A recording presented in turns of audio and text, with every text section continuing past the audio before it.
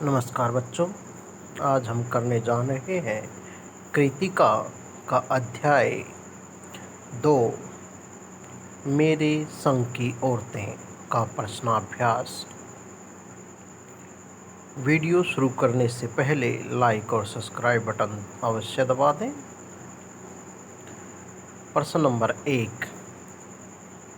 लेखिका ने अपनी नानी को कभी देखा भी नहीं, फिर भी उनके व्यक्तित्व से वे क्यों प्रभावित थी?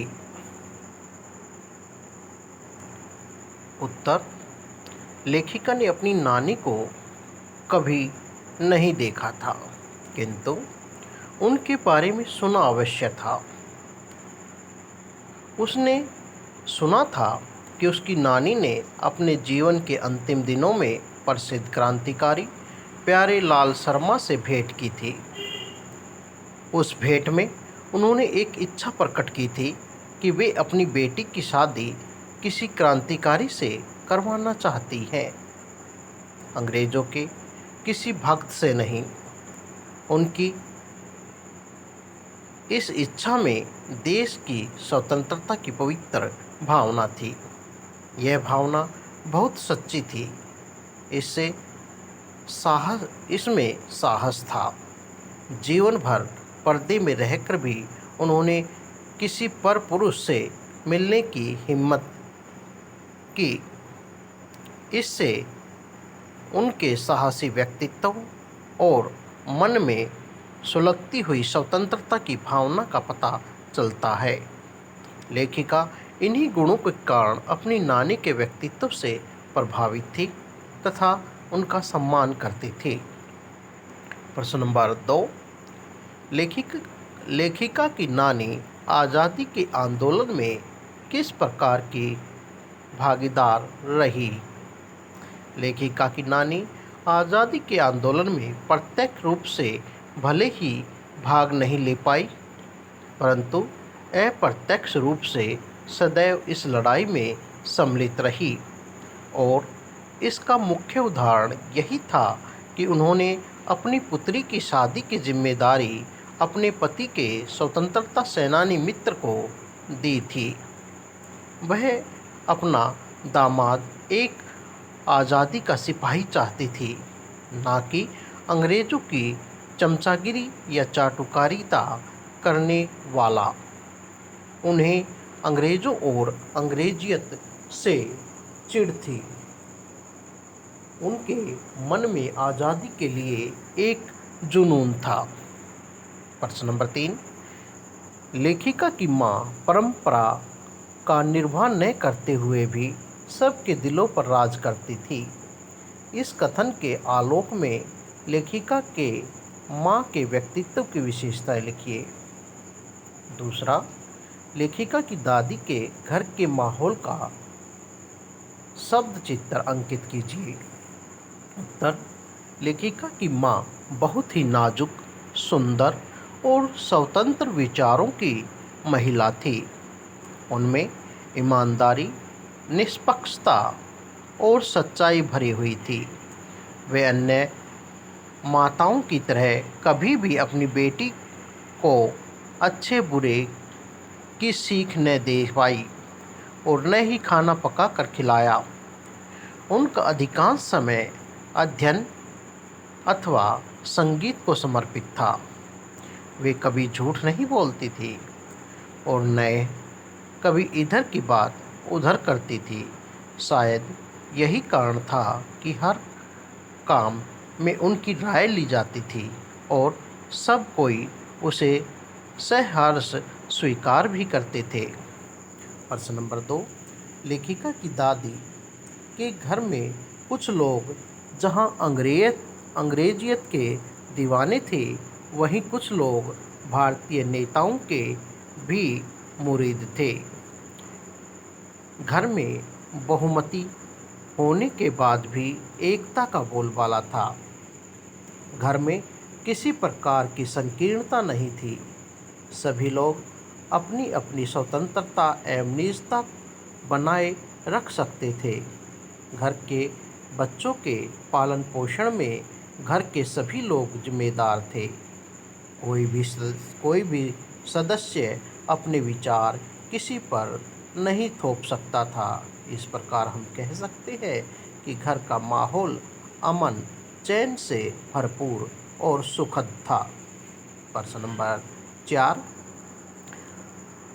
आप अपनी कल्पना से लिखिए कि परदादी ने पतोहू के लिए पहले बच्चे के रूप में लड़की पैदा होने की मन्नत क्यों मांगी। दादी जी एक सामान्य महिला थी। उनके मन में लड़का लड़की का भेद नहीं था। पीढ़ियों से परिवार में किसी कन्या का जन्म नहीं हुआ था।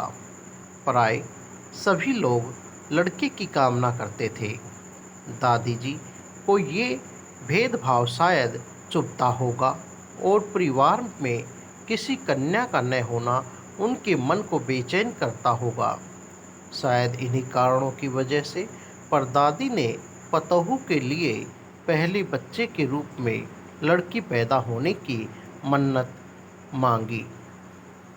प्रश्न नंबर 5, डराने, धमकाने, उपदेश देने या दबाव डालने की जगह सहजता से किसी को भी सही राह पर लाया जा सकता है। पाठ के आधार पर तर्क सहित उत्तर दीजिए। इस पाठ से स्पष्ट है कि मनुष्य के पास सबसे प्रभावी अस्त्र है अपना दृढ़ विश्वास और सहज व्यवहार। यदि कोई सगा संबंधी गलत राह पर हो तो उसे डराने, धमकाने, उपदेश देने या दबाव डालने की जगह सहजता से व्यवहार करना चाहिए। लेखिका की नानी ने भी यही किया। उन्होंने अपने पति की अंग्रेज भक्ति का न तो मुखर विरोध किया न समर्थन किया। वे जीवन भर अपने आदर्शों पर टिकी रही। परिणाम स्वरूप अवसर आने पर वह मन वांछित कार्य कर सकी। लेखिका के माता ने चोर के साथ लेखिका की दादी ने चोर के साथ जो व्यवहार किया वह तो सहजता का अनोखा उदाहरण है। उसने न तो चोर को पकड़ा न पिटवाया, बल्कि उससे सेवा ली और अपना पुत्र बना लिया। उसके पकड़े जाने पर उसने उसे उपदेश भी नहीं दिया। उसने इतना ही कहा, अब तुम्हारी मर्जी, चाहे चोरी करो या खेती। उसकी इस सहज भावना से चोर का हृदय परिवर्तन हो गया। उसने सदा के लिए चोरी छोड़ दी और खेती को अपना लिया। प्रश्न नंबर 6, शिक्षा बच्चों का जन्मसिद्ध अधिकार है। इस दिशा में लेखिका के प्रयासों का उल्लेख कीजिए। शिक्षा बच्चों का जन्मसिद्ध अधिकार है। लेखिका को यह बात तब पूरी तरह समझ में आ गई जब उसने 2 बच्चे स्कूल जाने लायक हो गए। लेखिका कर्नाटक के एक छोटे कस्बे में रहती थी। उन्होंने वहाँ के कैथोलिक चर्च के बिशप से एक स्कूल खोलने का आग्रह किया, परंतु उन्हें क्रिश्चियन बच्चों की संख्या कम होने की बात कहकर स्कूल खोलने से मना कर दिया। लेखिका ने कहा कि गैर क्रिश्चियन बच्चों को भी शिक्षा प्राप्त करने का अधिकार है, परंतु बिशप तैयार नहीं हुए।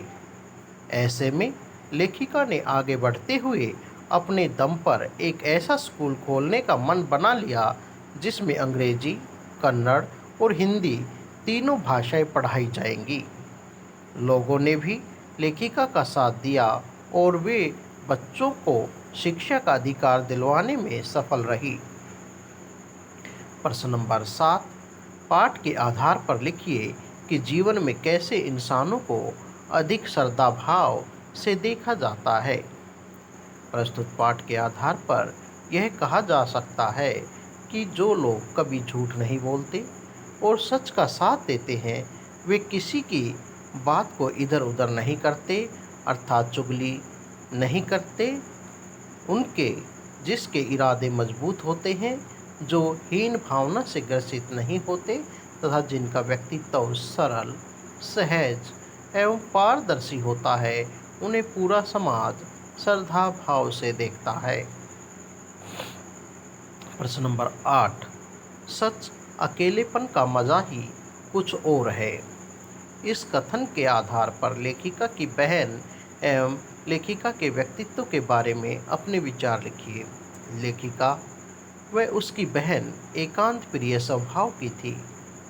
लेखिका व उसकी बहन के व्यक्तित्व का सबसे खूबसूरत पहलू था, वे दोनों ही जिद्दी स्वभाव की थी, परंतु इस जिद से वे हमेशा सही कार्य को ही अंजाम दिया करती थी।